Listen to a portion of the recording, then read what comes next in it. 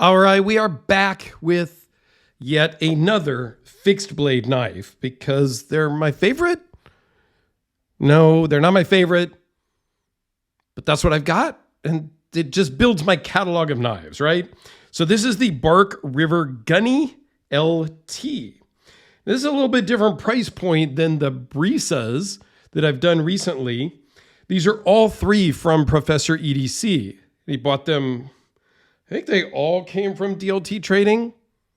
I don't remember. The paperwork's under the table here. But they're all at three different price points. And I think what I'll do is I will do just a really quick kind of wrap-up video comparing the three because they're all very similar at three different price points. And so the fit and finish is at three different quality levels.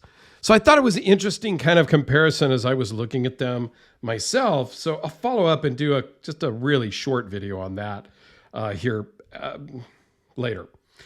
Anyway, Bark River knives, all made in somewhere in Michigan. I'm not even going to try to pronounce that, but there you go. Very cool. Another American-made fixed blade. This one feels good in the hand, but it also does feel a little bit like it's gonna slip out of my hand. Maybe more so than the others. I don't remember having that feeling when I picked up the other ones exactly. Okay, this one does come in Magna Cut. Different blade steels on all three of these.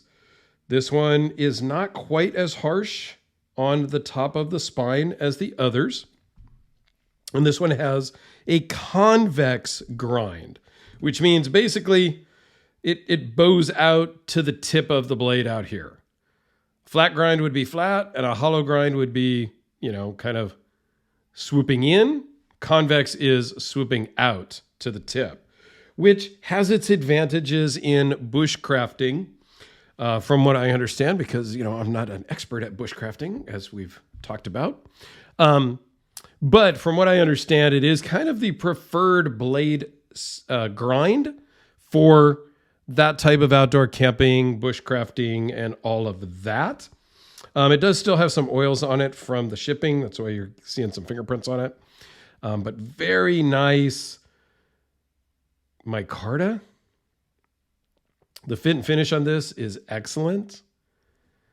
As I pointed out on the previous ones at a lower price point, the lanyard hole was a little bit oblonged and kind of uncentered. The hole was uncentered. This one is perfect.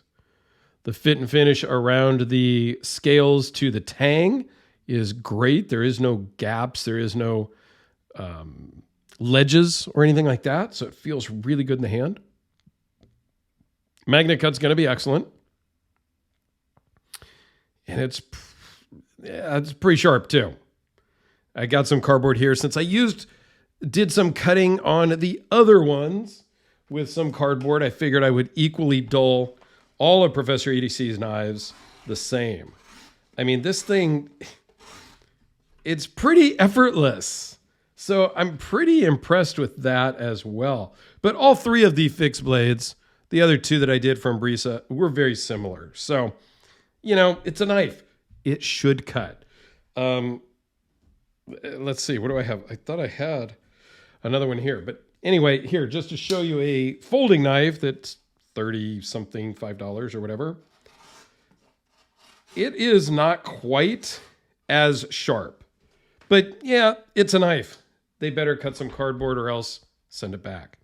All right, here's the specs on this thing. 8 1/4 inches, 3.86 inch blade with a 3.7 inch cutting edge.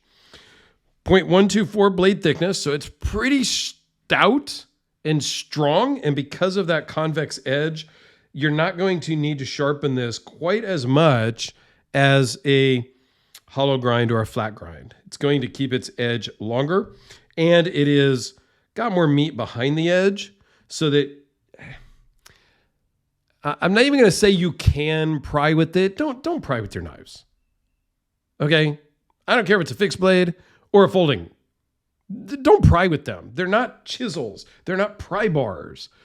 However, outdoors, doing outdoor things, you may get into some twisting and some binding, and this is going to give you some strength with that.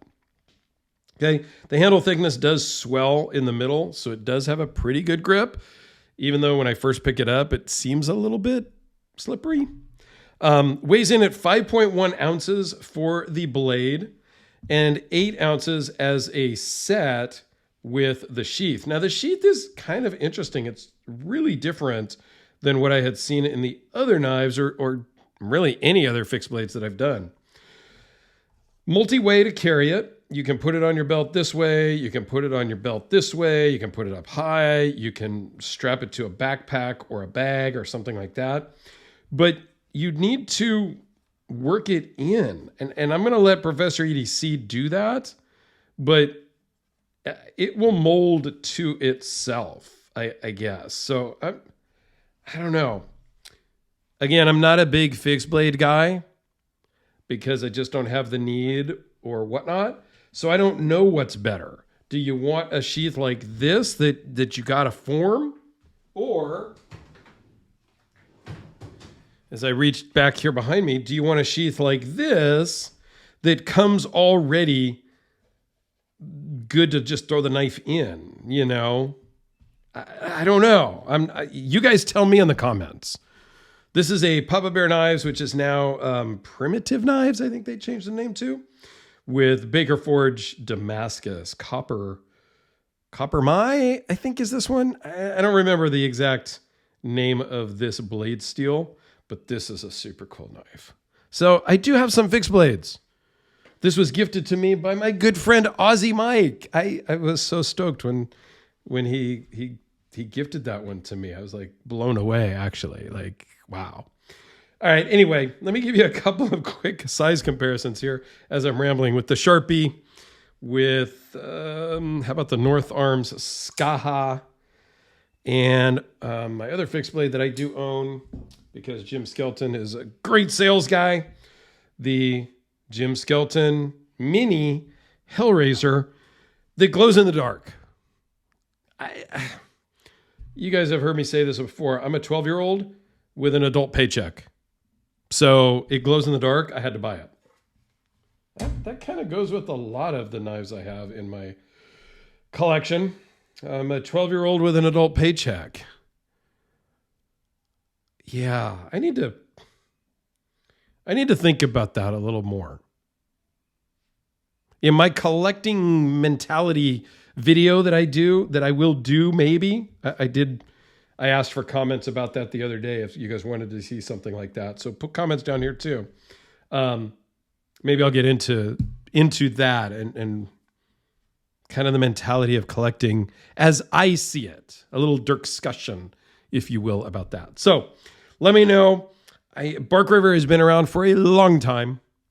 So well known. You probably own a Bark River if you're into fixed blades. If so, let me know down below which one. If you made it to the end, comment Fixie for me. I would appreciate it. I'm kind of driving to bump up my comment numbers.